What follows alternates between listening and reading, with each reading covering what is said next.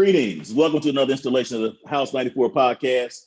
Glad you can get back with us this week. You know what I'm saying? The sun is down in Wakanda, but I still got to have my sun visor on because my hair is still not luxurious as it should be.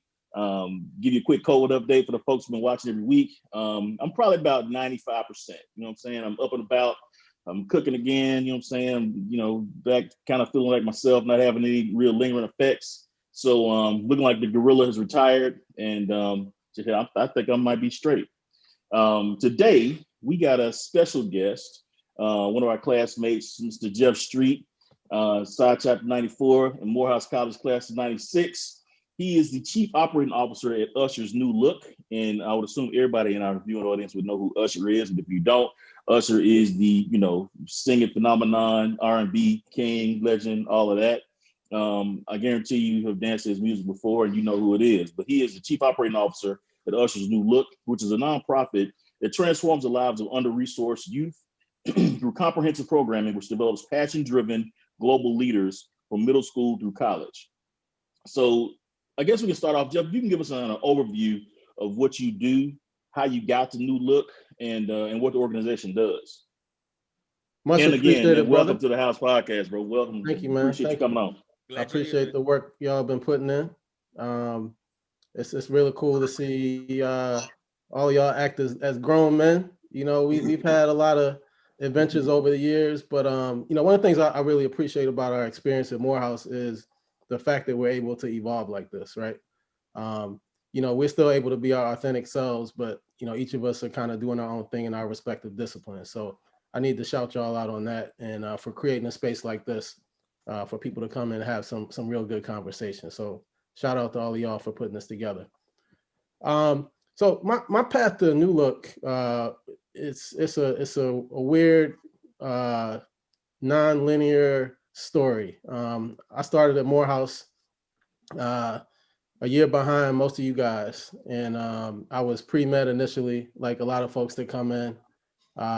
Did that thing, and man, like about 2 years into schooling, I took this psych class, and it kind of touched me in a different way than most of the biology classes did. So I switched to a psych pre-med, finished out my pre-med studies, and while I was at home during the summers, I was interning at Johns Hopkins University in the School of Medicine with the Orioles team physician at the time. So it was a great experience. But what it also showed me was, a behind the scenes look at what it is to work in a career.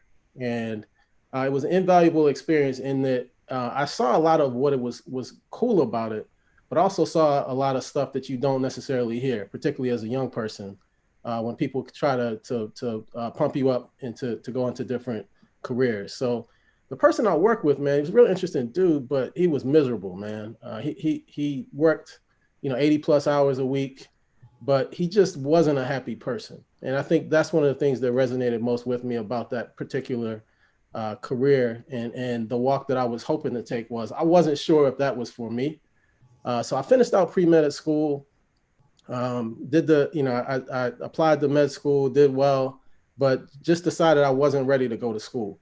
So I started working. I know y'all remember Atlanta Metro, right? Anybody got some stories? Oh, yeah. I think everybody has a few stories about Atlanta Metro, right? That's probably a conversation for another day. But I worked there in a couple of different capacities, but I was working in a TRIO program. For folks who don't know what TRIO is, TRIO it's a group of federally funded programs through the Department of Ed that serve low-income and first-generation students. So through these federal funds, they're able to get tutoring to, just remediation so they can do better in school and graduate. So I was working for this TRIO program. I speak Spanish, so I was teaching math, science, and Spanish. And at the time, it was a cat at Morehouse, and I can't remember his name, but this was like 96. He like came up on some Yahoo stock. And at the time, the internet was like popping in like 96. It was like really just starting to jump off. And dude made Earthlink and all that. We say? Earthlink and all of that. Yeah, Earthlink, Yahoo, all that stuff. But he made like 15 grand off of an investment. And it just, exactly. It kind of opened my eyes up to the business world. And up to that point, I had pretty much been straight science.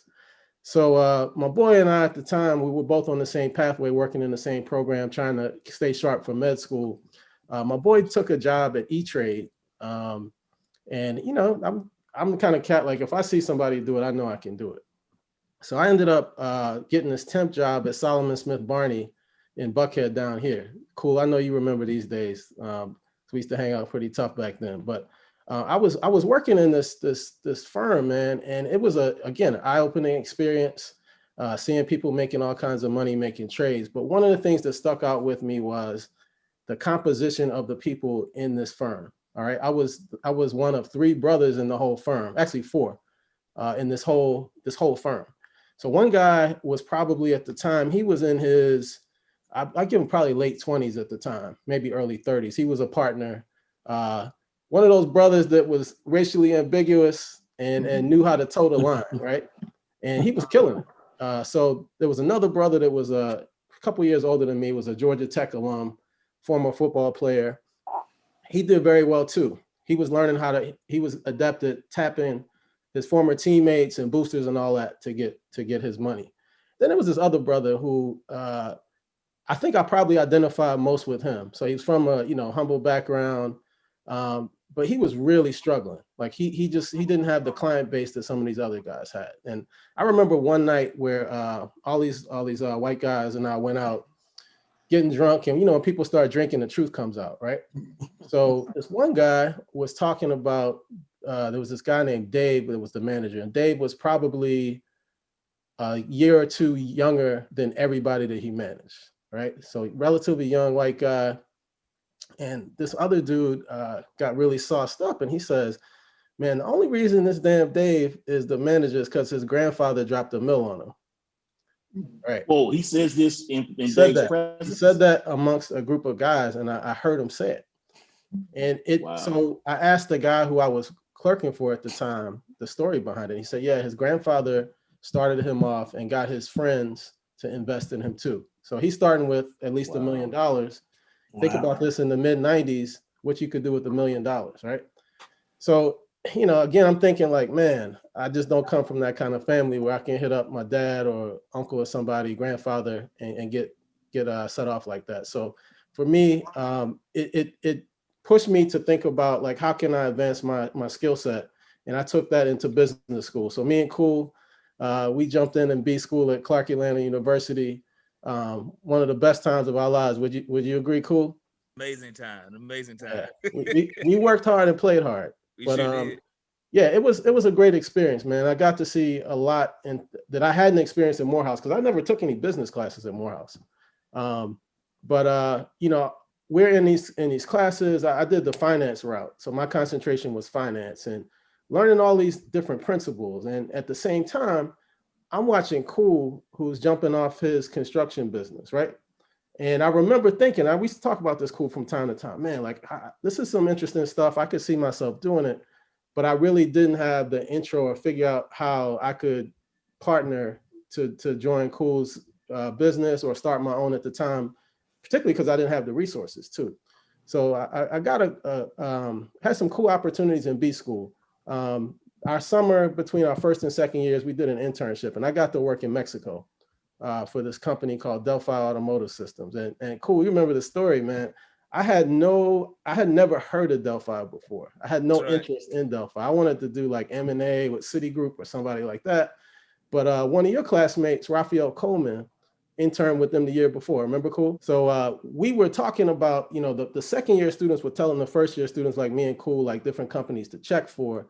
And Raphael was like, yo, man, you should check out Delphi. I had a chance to go work in Mexico. I know you speak Spanish. You might like it. So I remember going into the interview with no interest at all. Like I didn't do any preparation.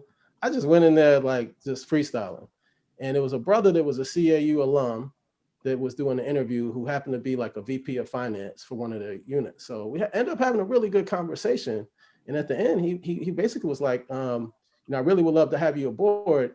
Where do you want to go? And I was like, man, I want to go international. Like, I want to do something different. And he said, okay, where do you want to go? So I was like, Puerto Rico. He was like, nah, can't do Puerto Rico. I was like, Spain. Nah, I can't do Spain. And then he said Mexico, and I was like, all right, I'll give it a shot. And I'll say, fellas, like that was one of the pivotal moments in my life, man. I had a great time in the summer in Mexico. Did a lot of traveling. The company had a lot of factories they call maquiladoras across the country, and I got a chance to see a lot of that and met some really cool people. Drank a bunch of tequila, ate some great food, and it just, it was just, again, life-changing experience. One of the biggest lessons I learned there was the concept of time and valuing your time. So I remember one time going to a staff meeting, and it was like a 10 o'clock meeting. I show up at like 9:50, and the whole Morehouse adage is what? Be on time Be and honest be to be late. late. Exactly, right? So I'm trying to, put my best foot forward first day, get there at 9:50, nobody's there. 9:55 rolls around, nobody's there. This is in Mexico, right? We say? This is Mexico, right? Yeah. 10 o'clock rolls around, nobody's there. 10:05, a couple people start trickling in. So one of the guys that I worked for, he was a real cool dude, pulled me aside later and was like, look, man, I got to help you understand how things work here.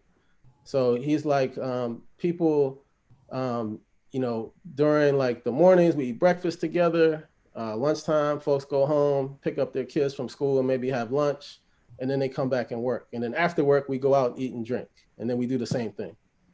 And it's just like, all right, this is cool. He said, but I want you to understand one thing. He said, you all live to work. We work to live. Netflix show on right now. Like, you know what I'm saying? Like, life it's about work, but it's not all about work, right? You work to sustain yourself, you work for fulfillment, but it's not supposed to dominate your life so much you can't enjoy your life. So that was like that's crazy. That quote is in a book by Dale Carnegie. Carnegie. It's in his book, that same quote. Yep. It's a Netflix show that's on now.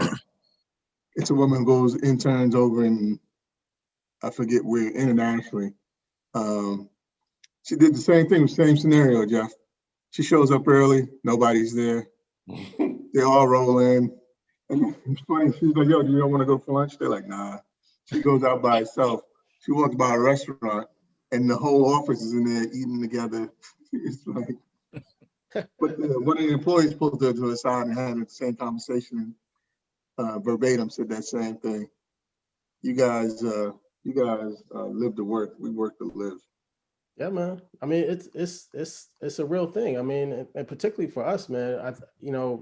Historically, we work harder and give more of ourselves to sustain ourselves, right? I mean, how many of y'all have parents or aunts and uncles or grandparents that work two or three jobs to make ends meet or to provide opportunities for other people? So, that definitely resonated with me, man. And it was something I kind of tried to keep top of mind, just across the board going forward. So came back second year, ended up getting a job with GMAC in their treasury group. And it was a cool opportunity. But again, I get to this company, man. I'm on the floor. I'm like the only brother on the whole floor of people. It was me and another sister that came in. She was a graduate of like Vanderbilt B School or something. We were like the only two Black people, except for like one of the receptionists. And it was a weird situation because I had an MBA. My manager, the assistant manager, didn't, and then the manager was working on her MBA, and they were like company GM people. They'd been there like 10, 15 years or more. I think, as a matter of fact, my assistant manager started as a repo man. So he had this like chip on his shoulder. It's a young brother coming in there with a degree, and I wasn't afraid to speak my mind. And I just, man, I could do the work. I just didn't enjoy it. And at the same time, I'm watching Cool down here in Atlanta, doing this thing, and other brothers across the country doing their thing. And I just felt like I had a higher purpose. And I'll never forget when 9/11 happened. One of my boys worked on Wall Street, and we used to just, shoot emails in the morning, just talking shit about random stuff. And I remember we talking about something, and he sends me this email like a bomb went off in the World Trade Center. And I'm like, what the hell is he talking about? So that right after that, get the second email in all caps, a plane hit the World Trade Center. So I worked on a floor with cubicles, and my section of cubicles was like right near the conference room. So I went in, turned the TVs on, and within like a minute or two, I saw the second plane hit the second tower. Wow. Mhm. And I just remember standing there, like just shocked. And then by that time, people started trickling in, and people were just astonished, just watching all this stuff unfold. And at that point, there were reports of other, there's the DC, and you just didn't know what was next, right? So in my mind, I'm thinking like I'm in this tall, high-rise GM is a world company. This might be the next. So I remember telling my manager, like, I'm going home. Like, I'm not comfortable here. And I remember walking home because I didn't live that far from work. And I just remember watching for a day, like just watching the news. Like I couldn't get anybody in New York that I knew. All the phone lines were down. And it just, again, for me was confirmation. Like I need to be doing something that's purposeful. Like I need to be feeling like what I'm doing is fulfilling, and that I'm doing what I'm supposed to be doing. So ended up leaving after about 2 years and coming back to Atlanta and just kind of chasing dreams. So hustled and did a few things, and cool, same person to help you get you started, Mr. Wynn, helped me get started in construction. So started building some houses, 1, 2 here and there around Atlanta, and just really enjoyed that experience, man. It was for me like. Oh, so you rich as hell too? Nah, I can't even say that. I can't say that. I wish I could. Nah. Builders be coming out with black cars and drop top Porsches. Again, like I said earlier, that's a conversation for another day. I could drop some science about that. That's right. But man, I think what I loved about that was taking something that was raw and going through this process of beautification into this end product. And it reminded me of when I was working at that junior college and I was teaching. I was working with students who, I had some returning college students who hadn't been in school for like 20 years and were coming back to school.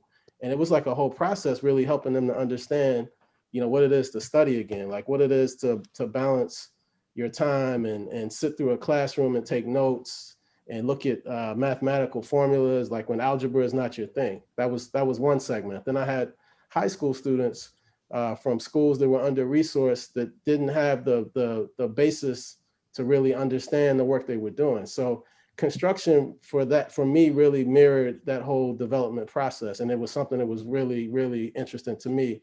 Unfortunately, the market crashed right when I was really getting rolling. And I had to make a hard decision, man. I had to step out. And I ended up going back into youth development. I ended up going back to Atlanta Metro and managing the Upward Bound program there. If you guys are not familiar with Upward Bound is one of those TRIO programs I referenced earlier. It's designed to help students from low income backgrounds or first generation households to graduate from high school and then go on to post-secondary studies. So I did that for about 5 years, parlayed that into working for the Board of Regents for the state of Georgia. I was the assistant project director on this program called the African American Male Initiative. And that was targeting the 30 colleges across the state, colleges and universities to increase recruitment, retention, and graduation rates for Black males.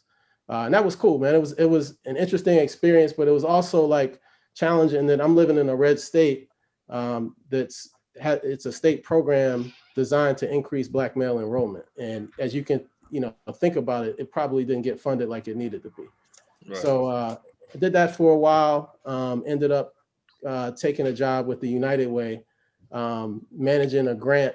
Actually, ironically, the grant served university homes. Remember the projects right between? Oh, yeah. Right there by Spelman. Right? Yeah. Well, Atlanta Housing Authority got a grant called the Choice Neighborhoods Grant through HUD.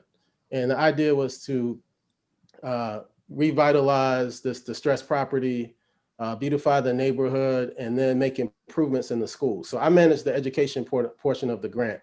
And it served the schools, the public schools in the area and the neighborhood. And Again, man, it was an interesting experience, but the challenge was it was really under resourced. The project was really sold, and this is me, on my soapbox here. The project was sold as this way to improve this neighborhood and make opportunities for kids and families. And the reality was it was a real estate deal. And cool, you know a lot about what happened over there with Edward Berry and some of the folks, but it was a real estate deal. So they while the portion of the grant, it was like a $30 million grant over 5 years, and $1.3 million of that was allocated to education. So that's not making a statement to say they're committed to change from an education perspective.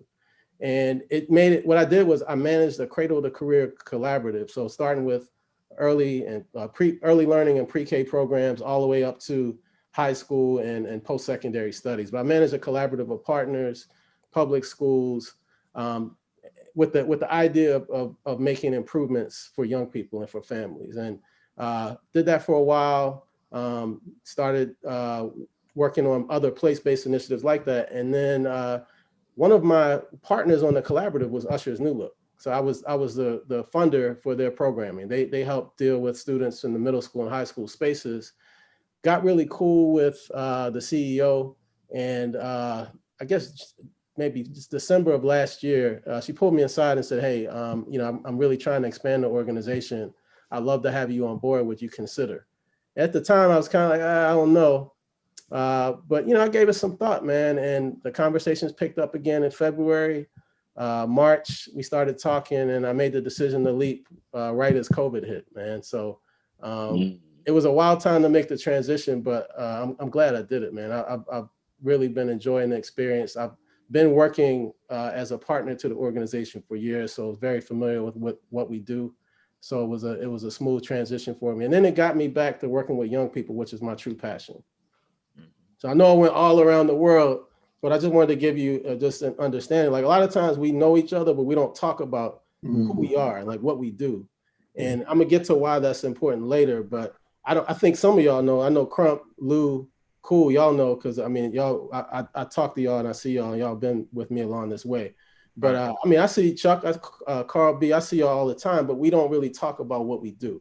So I'm very intentional now. I was about to say this is a damn good story, and I'm the one to be like, man, they should cut that shit short. This is a good ass story, dog. Yeah. Yeah, man. I would watch this again. I appreciate it, man. I'm blessed, man. I mean, great story, man. And you absolutely right about that, man. People get together. We always see each other on social, and it's laughs and jokes and stuff, but we never sit down.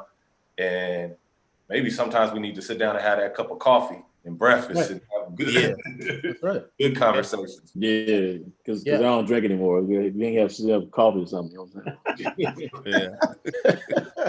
Yeah. See that water, ain't no more red stripes. See that?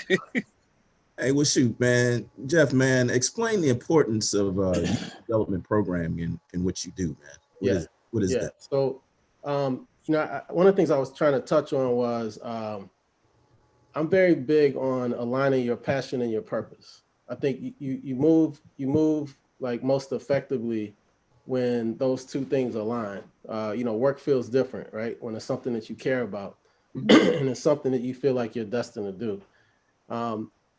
Youth development is critically important because there's so many lessons that we as young people don't get from the classroom.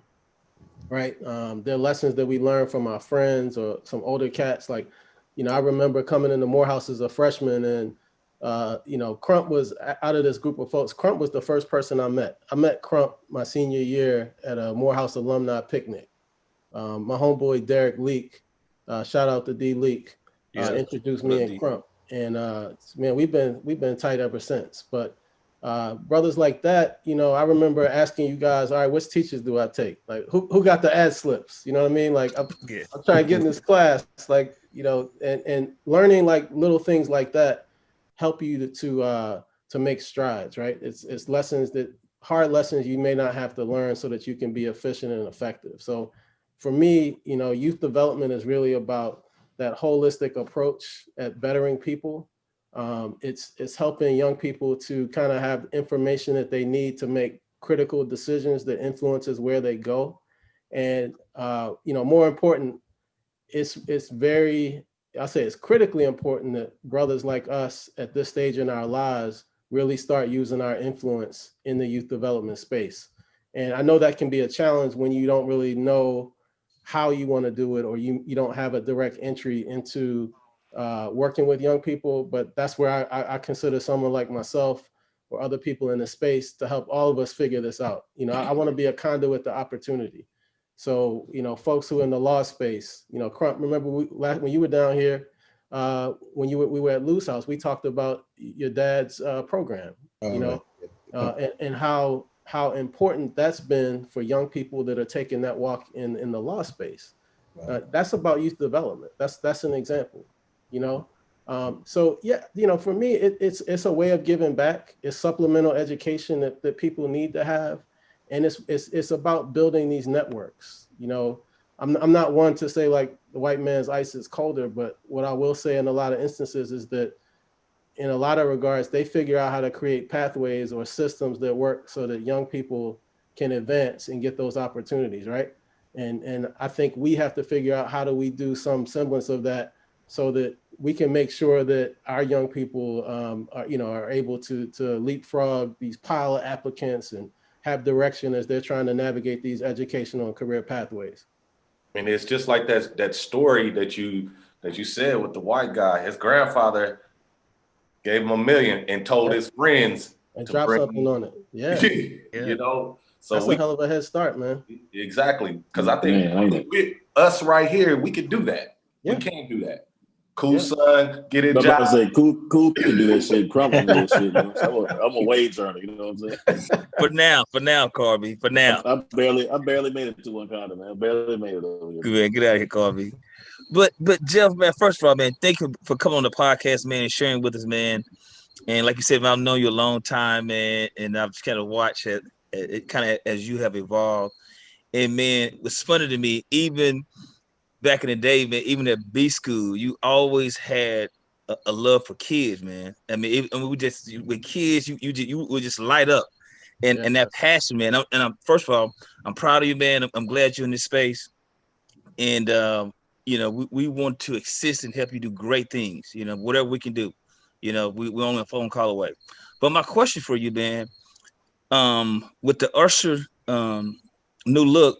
Tell me about the plan, the 2-year plan. What does that look like? Yeah. Okay. So we, when you talk about what we do, our aim is to build what we call passion-driven global leaders. And those words are intentional. I talked about the importance of having passion as your driving force. And, we want young people to think globally. Just thinking about your local area or your state or your region, it's very limiting. I think I through that story about Mexico for me, because I grew up in Baltimore, so the extent of my travels was from Virginia to say like New York for most of my life. I came to Atlanta for the first time when my older cousin, who's like my older brother, came to Morehouse in '85, and I think I was in 7th grade at the time. And Atlanta for me was so different. I remember saying to him, like, dude, why you want to be here? Like, what is it about this? But each time he would come home, like for Thanksgiving or whatever, and he would talk with these stories about Morehouse and all these different people. It opened up my mind to new possibilities. And I'll never forget, like, freshman week, just meeting all these different brothers from different places. I'd never been to California, man. And my man Shakir, rest in peace, Shake lived he lived across the hall and one door to the left, Shake and Dana. And that's how we met. That's how I know you, Chuck. Yeah. And funny story about Chuck, man. Freshman week, y'all remember freshman week? We had these itinerary where we had to be up at like 7, 8. Mm-hmm. You had to go do this stuff. I remember everybody hustling out, and we get back, and my man Shake is like red-eyed, still in his pajamas, just waking up at like 10, 11 o'clock.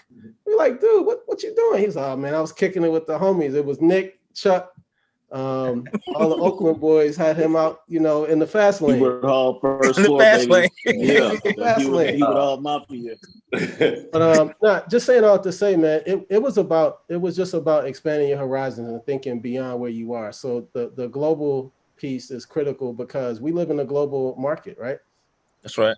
There's so much happening, and then with the internet, you're able to touch people all around the world. So our plan is really trying to have young people for this 10-year span, starting with 7th grade, 8th grade. We have a program called Powered by Service, which introduces the new look model.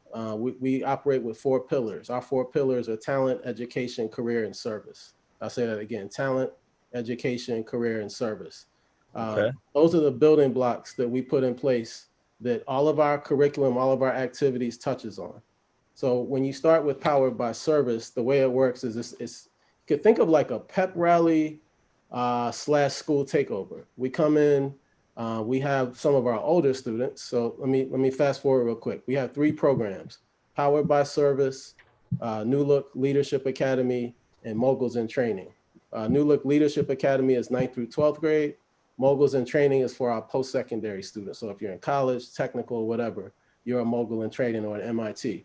So when we do Powered by Service with these middle school kids, we bring our MITs in to conduct the training. So it's a power that works differently when you have near peers or people that are closer in age. This is where I can get to short term. Exactly, man. Exactly. And also, like, the message is coming from somebody I relate with differently. So, for a long time in this space, I had the gift of looking young before I got all this gray hair. You know what I mean? And yeah, exactly.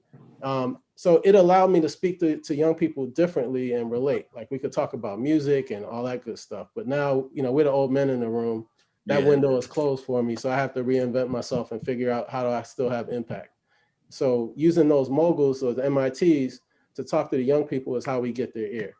And what they do is they break students out into groups and they talk about lots of different things that's based on our curriculum. So it's an introduction to what we do, getting them to get familiar with the pillars, talking about why education matters and considering your pathway, thinking about career, why financial literacy matters and what you need to be thinking about. So it's a really interesting way for students to learn about critical elements that they'll need as they get older, but to have them start thinking about it from middle school. So think about, like, if somebody came to you, I don't know about all of y'all, nobody talked to me like that, but if somebody could lay those things out for me in 7th or 8th grade, just think of how your trajectory might look, right? You can be a lot more intentional about how you move. Like your field of study may be more aligned with what really resonates with you versus doing something that your parents told you should do because you should be a doctor because you're good at science. So you know what I mean? Exactly. You like to argue, so you should be a lawyer. That may be true, but it may not be true. And a lot of times, Man, cool know all about that. Stuck in that damn dual degree program. For real. Right? And this is I can talk about how, like, systemic racism and all this stuff impacts how your family moves. We don't always have the freedom to explore all these different things, right? You get in school and you're on the clock. Like, the dollars are rolling. You may have student loans, and you don't have time to, like, take a year off and travel the world and figure shit out. You got to get in school and get out, right? Right. And you don't, your parents don't have that, may not give you that cushion where you can bomb out of one situation and start fresh and do it over. So, we want to try to help people figure things out earlier. So that's Powered by Service.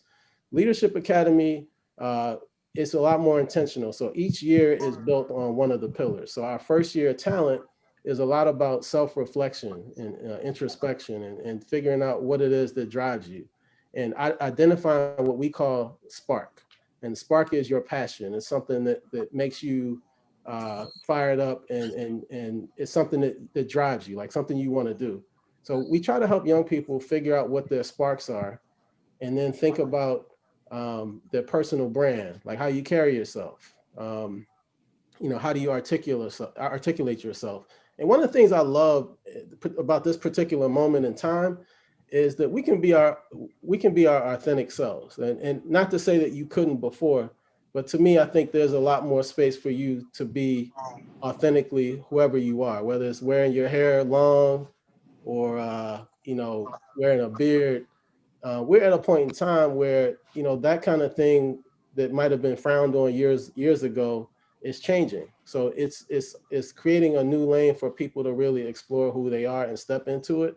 And that's one of the things I really enjoy about being in this position is you can really like lean into helping young folks get on this journey. So that first year is really about like figuring out who you are, trying to build your personal brand and thinking forward. Second year is about education. So how do you align that spark with your studies, and teaching different techniques to make yourself successful in the classroom.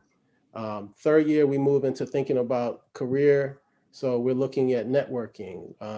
And we do the networking thing earlier, but we're a lot more intentional as in that third year. So networking, finding industries that are appealing to you and building those bridges so that you can start making inroads early, that can help you get those opportunities. And the last piece is service. So we are really about building servant leaders. And if you're not familiar with the idea of servant leadership, it's a different construct about being a leader. And it's instead of people trying to figure out how do people cater to my needs as the big person or the big cheese, I'm trying to figure out as a leader, how do I develop people and address needs of a broader audience? And that's what we are really pushing with our young people is the concept of servant leadership. So students lead projects and try to figure out how do they have impact in community. So I'll give you an example, and this will probably come up as we get a little further, so I won't talk about it too long.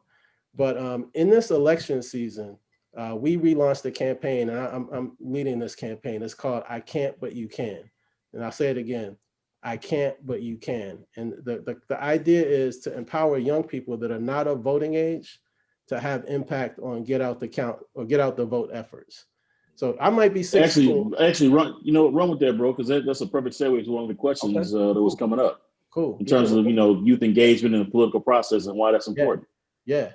It's critically important, man. I mean, research says that the younger people get connected to voting, the more likely they are to vote over their lifetime, right? And you guys know, I mean, you know what it's like to feel disconnected and feel like you're marginalized and your voice isn't heard. And we have a lot of folks that really believe their vote doesn't matter. And we could probably argue about how much it matters, but the reality is that it's a critical piece of a process. It's not the only thing, because you have to protest, you have to have people in political seats of power, you have to have people on the business front that can help control and manipulate, like Goldie said, right? That can control and manipulate these politicians and whomever, but you can't leave out the voting piece, right? So this campaign is designed to help young people think about ways that they can impact. First of all, to understand it's important for them to get involved and get educated, no matter where you start. But think about how can you individually and collectively with your unit impact elections, whether it's local, state, or federal. We have to think about how do we get young people involved in this process, because the reality is the numbers are in young people's favor. There are a lot more young people than there are older people, and baby boomers are aging out and are not in a position where they're going to have the numbers on their side going forward.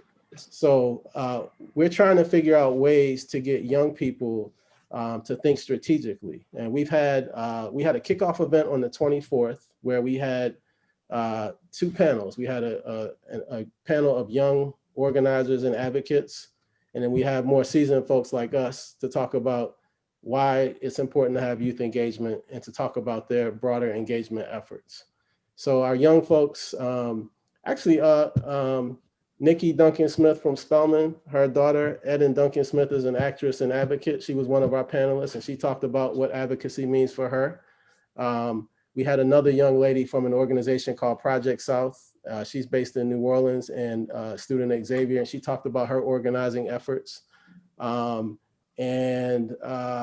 Then on the adult side, we had Cliff Albright from Black Voters Matter Fund to talk about the valuable work they're doing. And if you're not familiar with Black Voters Matter, definitely look them up.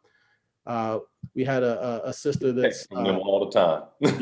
yeah, man. I mean, their work, like you can argue that their work has really shifted Black folks' engagement to a large extent, or fighting for the rights to get people access, and fighting to get against voter suppression and get some of these voting precincts open that have been closing magically around election time, right?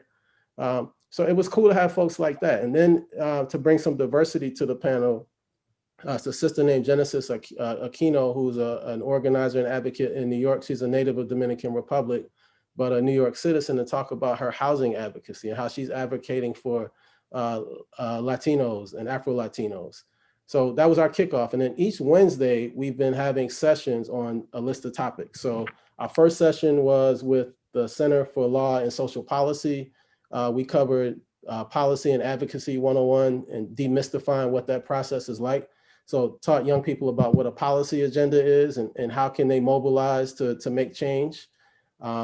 We had Brother Hassan Jeffries, excuse me, let me put some respect on his name, Dr. Hassan Jeffries.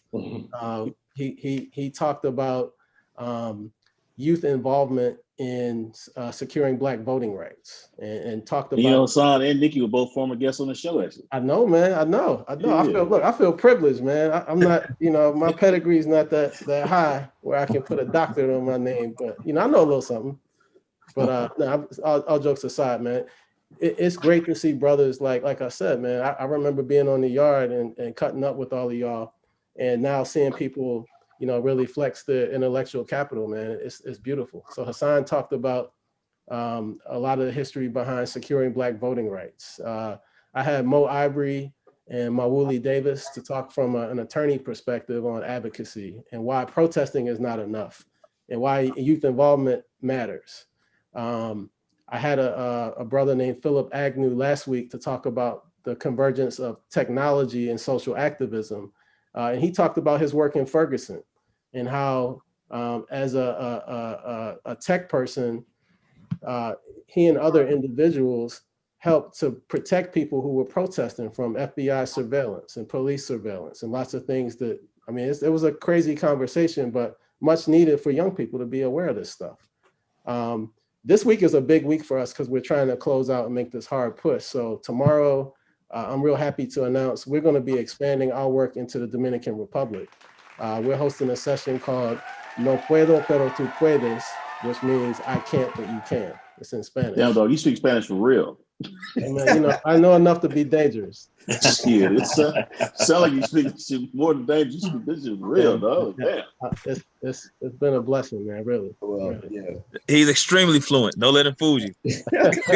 I hear it. I've been in other countries with him, and he's my communicator.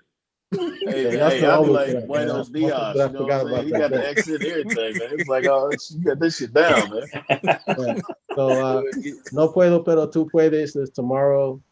We have students from the Dominican Republic and then Spanish-speaking students from the States getting together to talk about democracy and why it's important for young people to get involved in the democratic process. And then also to talk about, to compare and contrast the differences between the States and Dominican Republic. So I'm excited about that. Wednesday, we are holding a voter suppression and advocacy training with a group called And Still I Vote. That's going to be cool, where young people can really get in-depth analysis and understanding around what voter suppression is, what it looks like, because you all watch the news and you see all these lines, particularly in the South, right?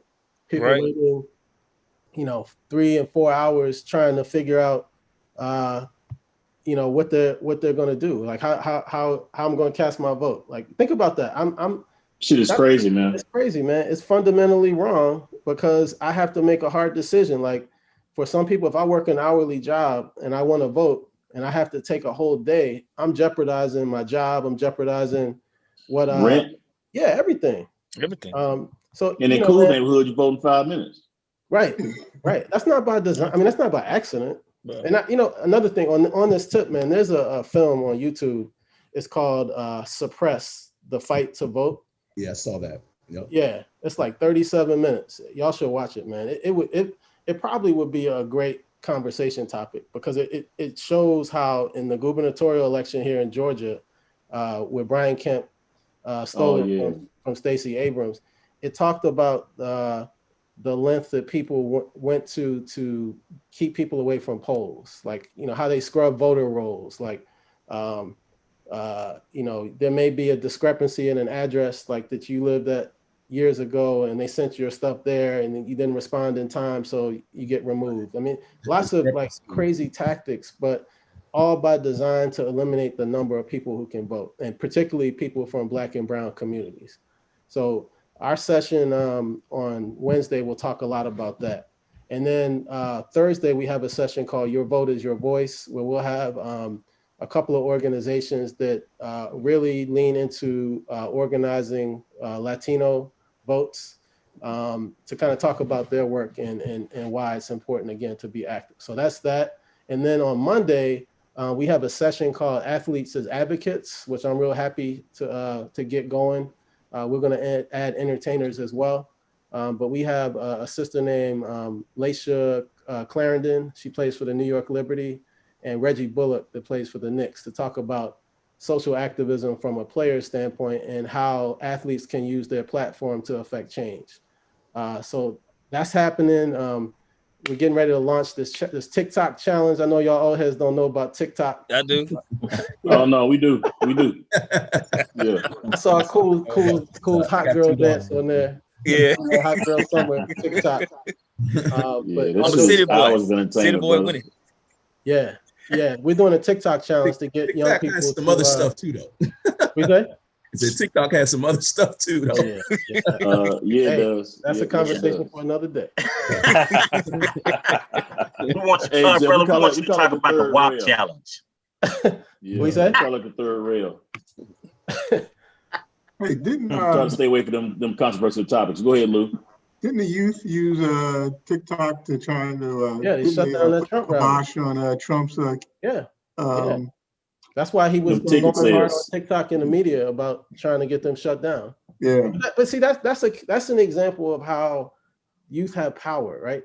A lot of times we run this mind game on young people because we have to in our household to maintain order, but they need to understand what their power is. Like that right there, that action right there changed the trajectory of his recruiting effort, right? He had this big event plan based on these numbers that were created by these young people who they pulled a fast one on him. Right. That motherfucker showed up with nobody there. There was nobody there. That's power, man. I love that, man. That's the kind of like cool. That's the stuff that gets me amped up, man. Yeah. So we're launching a TikTok challenge to get young people, to inspire people to vote. That's one. And then we have this other initiative called Turn Up to Turn Out the Vote. And it's through a partnership with this organization called Turnout Nation. Turnout Nation has an app. They work with an app called Empower. And what it does is it allows you to create a network of people that you can contact about their voting plan. So I say I sign up for Turnout Nation. Y'all are in my list of 10. I can keep track of my conversations with you. So it'll ask me questions like, all right, have you talked to Lou by phone, text, or email? Does Lou have a voting plan? Is he registered? Has he voted? Is he planning on voting in person or absentee ballot? You can keep track of all this information. And what we'll do at the end is we want to see what kind of impact the young people that sign up have on this process. So it's another way of getting them to exercise their power and see how they have influence. So I'm really excited about it. What you say? That sounds like, I don't know how I got on someone's texting list called Defend the Black Vote. Okay. Have you guys been contacted by them? They've been pinging me if I'm going to vote. Matter though. Say it again. Black voters matter. They text me Sunday. Yeah. It sounds like the same mission. Yeah. Reminding Actually, me. I think somebody called me actually, but I'm, but here in Wakanda, I got a polling place in my building, so I'm just gonna get up. You know what I'm saying? Walk downstairs, my robe open and shit. You know what I'm saying? But I'm doing it on election day. You know what I'm saying? I'm gonna have a rope tied. So Geoff, I got a question for you, man. Right. What's up, man? So you answered my question about kids in a political process. My question is, is it a school? Is it an after school program? How do you select the kids and all that kind of stuff? So we work in a number of different ways. So we worked after school. We worked where we were able to pull kids out of class or during like free periods or elective periods. We're constantly evolving, man. And with with COVID, it's really pushed us to think differently about how we interact. So fortunately, before the pandemic hit, we set up the infrastructure to do virtual programming. And what we've been doing since early May was each week offering different kinds of content through Zoom on things from career exploration to mental health and wellness, to we have something we call Motivational Monday, where somebody like Cool, who can sell water to a whale, can come on and give them this lift that they need to hear. We talked about we do virtual job shadow, where we partner with companies and get people to come on and talk about their career path and what they do and what it's like to work in an organization. So that's how we're operating right now, because schools are not open, and even if they are open, it's people are not really allowed to come in as outsiders in the school spaces. So it's been a challenge in that, I think a lot of kids are suffering from fatigue, man, from being online all day for classes, and then you got to roll around at 5 or 6 o'clock and jump on another session. It can be challenging. Yeah. But we really try to make sure that we're building the authentic bonds with our students. Our staff is really adept at learning the needs and learning the students that are in our program, and trying to make sure that we build authentic relationships with them. Okay. Cool. Good stuff. Hey, Geoff, speaking of COVID, what would you say your observation has been of the impact and the effect that COVID has had on the youth and the families in you all's program? It's been a challenge, man. We're living in unprecedented times, and everyone is having to behave differently. It's not just young people, it's the parents too. So just think, we're all like, now you're used to being out working in your different spaces, and now everybody's home. So let's think about what that means. If I'm in a household of 4 people, 5 people, and we're doing virtual learning, that means and it's 3 children, I need 3 devices, right? Yeah. Everybody doesn't have 3 computers. Right? Particularly, I never would have thought about that like that. Yeah. So I'm, a lot of times when you hear the bandwidth to hold 3 computers or 3 phones and all that stuff. Yeah. I mean, that's just start right there. What does that, and then on top of that, everybody might not have high-speed internet. Yeah. So if you add a device and you have low speed, what does it do to your speed? Exactly. Especially with video calls, you know what I'm saying? Video calls, for me at work. Exactly. So what does it look like when you have low speed and you're on a video call? Exactly. Lag. You out of sync. Yeah. So think about what that means as a teenager in a group of teenagers. Yeah. Carl B has high speed, Chuck has high speed, Crump has high speed, Lou doesn't, Cole Michael does. Yeah. I'm looking at Lou like, man, okay, man. Yeah, what's wrong with you? Yeah, what's wrong with you, man? And we already joning at that age anyway. Yeah. Add that on there. So it adds another layer of anxiety and stress that people don't often acknowledge. Like a lot of times, man, I've had to, when I talk to folks who are presenters, we have this conversation where, there's this argument in the education space about should students show up on video. And the first thought in mind is like, it's respect. Out of respect, I need to have you on video so I can see your face. Right? I want to be able to connect with you, but that's not taking into consideration the things we just talked about. Right? So what if when I show up on video, my screen freezes, and when I try to talk, every other word is distorted, so I can't articulate what I'm saying. Somebody might screenshot it and then shoot it out to their networks, and I'm the meme for the week. You know what I mean? Lou got the dickhead internet and shit. Exactly. It's stressful. And the funny part is the people that are making these decisions oftentimes have no concept of not having those resources. Exactly. Yeah, because they kids all got iPads and laptops, and they got the fucking extreme internet and all that other stuff. They can't conceive of the fact that somebody like who doesn't have a laptop and an iPad. You know what I'm saying? They can't even conceive of that. Yeah, and then the other piece too, the other piece too is for a lot of young folks, the study meals that they can depend on comes from being in school. Yeah. So now you added the food insecurity piece to the conversation. So, it's just a lot, man. It's a lot to think about. And, I try to be very sensitive, and we as a unit try to be sensitive to that and offer people that space to say, if you want to turn on your camera, great. If not, that's cool. We understand.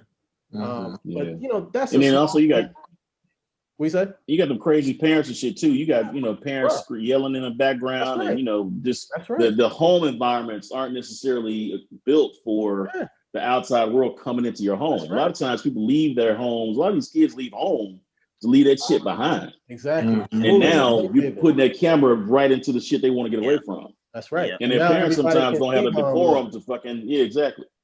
Have y'all seen that video? I know y'all seen the video. It's like a Zoom class of like a preschool. Kindergarten. Yeah, and the mom came in there.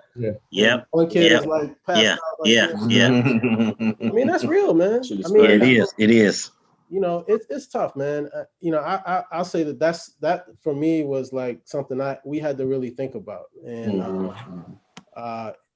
parents who can't work are now at home, and the stress that they're experiencing gets passed on to everyone around. Like, shit, I got stressed. I know I've had some arguments in the crib that are definitely exacerbated because of this COVID thing. But man, it's a lot, man. We were fortunate enough. We got some grant funding to offer COVID relief to families in need. So I think we've given out like in excess of $60,000 to families to help with utilities and rent.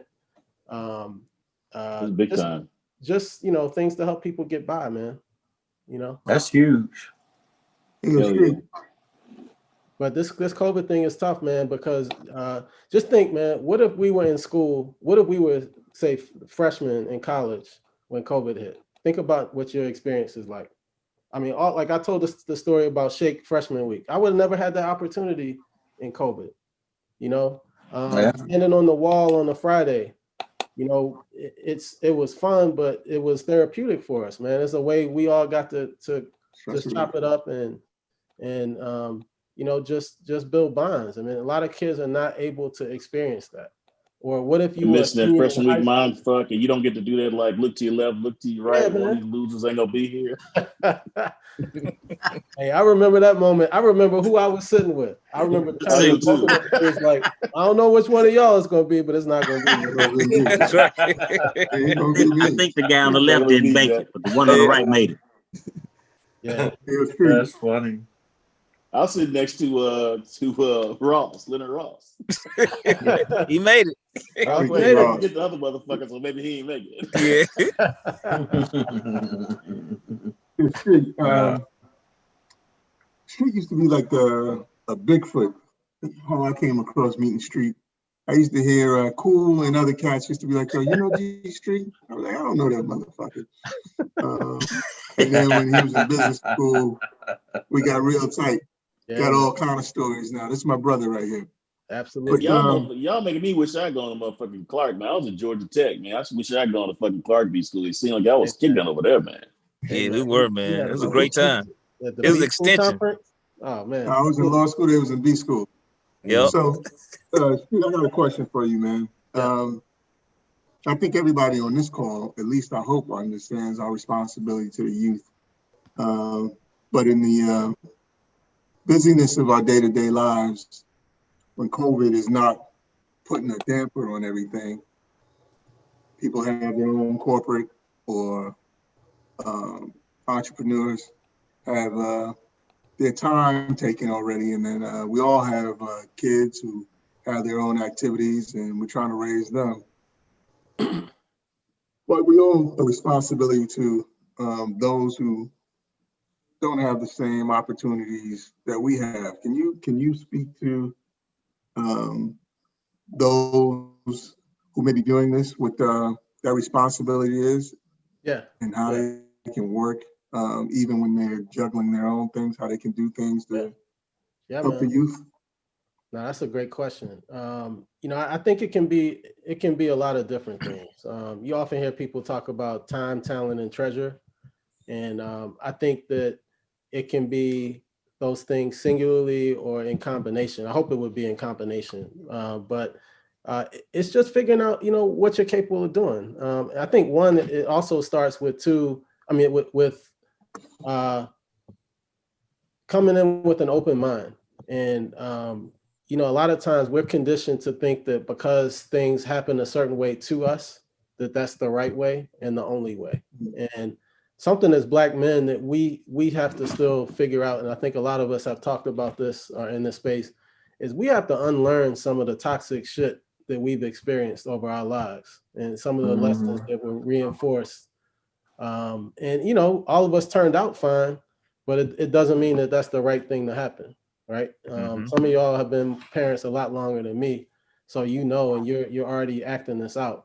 But it really applies. I think it applies especially when you're dealing with other people who are not your children, and trying not to be judgmental when you step into a space. Not saying that's what anybody would do, because I know y'all brothers, but just wanting to call it out, because it happens a lot when people have good intentions. So I'll give you an example. I'm not the biggest fan of one-off events. So when I was managing the Upward Bound program, and I think, Cool, you probably came to one of the career days, if I'm not mistaken. But I would have a career day where I would get maybe 60 people from my network in different professions and bring them in to talk to young people about what they do. And it was good on one hand in that they got the exposure. But what I didn't do enough of was on the back end is solidifying the relationships after in a way that was meaningful for not just the people who were coming back to volunteer, but for the young people that they touched. So I'm saying that to say that, for us, I'm very big about showing up and being consistent in the way you show up. That doesn't mean you got to come every day or every week, but trying to be impactful in more than just one setting where it ends up really being about you and not about the people you're hoping to impact. So, Cool can roll in on the Range Rover, talk to the kids living in the Bluff, and then at the end of the day, peace out, go back to the crib, and they're still in the Bluff, right? That's not transformational. So, my challenge is to think about, of the time, talent, and treasure, which of those can you share? And Lou's question is, how do you share it? Like, how are some ways? So, one is volunteering. It's also mentoring young people and helping them to get to know you and getting familiar with the things that they're interested in, and then talking about possibilities, and then leveraging your networks to open some doors so that they can experience some of these possibilities. That's a big part of our work. And one of the things I'll be reaching out to folks as we continue to expand about, how can we create pathways into your businesses? How can you help young people to understand some of the skill sets that they need to be successful in a law firm like Crump? What are some of the skills you need to possess so that what's the educational pathway look like? Can you help me think about my essays and how to write a law school essay? How do I study for the LSAT? Because those are things like a lot of us just kind of, you knew about it, right? Either from school or somebody in your network, but a lot of people don't get that, man. So, how do we create these pathways and these bridges to help young people become the next employees in your organization as you get older? Like when you're thinking about succession planning, how do I build this next wave of people to take over for me? Or if I'm an entrepreneur and I have a product or service, how do I help build young people into a state where they're self-sufficient and can pay for my service or buy my product? That doesn't happen, by accident, but if we can be intentional and strategic about how we do it, we can get a lot more people in better spaces. So that's another. And if time is something that you don't have, cut a check. There are programs like, in order for us to do what we do, we need funding. And I'll be candid with y'all because y'all are my family. It's a gift and a curse with having the name Usher on the organization. Because, you think of Usher, he's this high profile celebrity. But the reality is, while we're very fortunate to have him help fund our operation, he doesn't, the funding by itself is not enough for us to really be impactful and expand like we need to. So for example, like when we talk about bridging out to the Dominican Republic or setting up a new club in Texas, you know, there's resources involved in making that happen. So that's another way. Offering internships, you know, we value time, right? Your time is your money. A lot of time we expect young people to do things for free. And this is why I say unlearn some of the things we had to do. A lot of us volunteered and you didn't get paid. Doesn't make it right though. So you can offer internships that pay people, and that's a deterrent to doing something else that's illegal to get money, right? I can actually be working towards my craft, my future career, and getting paid for that experience. Yeah, that's ironic because you kind of just answered the question that I was going to ask you as far as what we can do as Morehouse men and people in general, to keep this program going, to make this program historical, somewhat like Boys Club, Boys and Girls Club, because it sounds like it is a great program because you are getting that early start with the youth. Yeah. And that's what we need, because when we came to college, it was survival of the fittest. Right. And we kind of like put stuff, we worked together. It wasn't no competition. We always had each other's back, but we learned a lot of stuff at that point of our lives. If we would have had what you're doing, like you said earlier, man, that would have been, we would probably be some high power. We probably would have had a lot more black presidents. At least a Morehouse man would have been a president. But yeah, so man, Streat, you doing this is awesome, man. Hey man, I appreciate it, brother. And I appreciate you guys for having me and giving me the space to talk about this stuff. I was trying to cut you off and say, nah, we appreciate you. You know what I'm saying? We've had a lot of singular guests on, and you know, sometimes they will drag it on or whatever. This is some interesting topic. This is an interesting topic, man. So we appreciate your time and appreciate you blessing the podcast coming on today, man. Hey man, thanks, brother. Yeah. Like I said, look, man, we got a good one in the books today. Like I said, everybody glad you brought in your feedback and whatnot, your commentary. Again, thanks to Geoff Streat, Side 94, Morehouse 96. Hey, the House 94 podcast, thehouse94.com, House 94 podcast, IG, Twitter, YouTube, Spotify, Apple TV, Apple. Like, comment, all of that. Subscribe. So let me throw one more plug in there, Carl B, before you sign off. Hey, please donate. Go to ushersnewlook.org and click the donate button. Well, feel free to reach out. We'll get that link up. We'll get the link up in there. Yeah, I definitely will circle back with y'all, and we could definitely use the support. That's a rude, dog. Appreciate you coming on. All right, fellas. Appreciate it. All right, fellas. Appreciate it. Deuces. Deuces.